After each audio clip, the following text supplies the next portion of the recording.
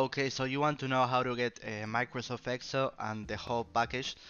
Well, I have the solution for you. I have two solutions. You have to go first to the Microsoft Store, as I did down here, but you can look for it on Microsoft Store here. Then you have to search for Microsoft 365, and you have to check this one, Microsoft 365. This is a free version of the Office package. But the next solution I have for you is go to Google, and you have to look for Google Sheets. And when you enter the first website that appears, you can use Excel from Google. That simple it is. So there are two solutions to you to use this program.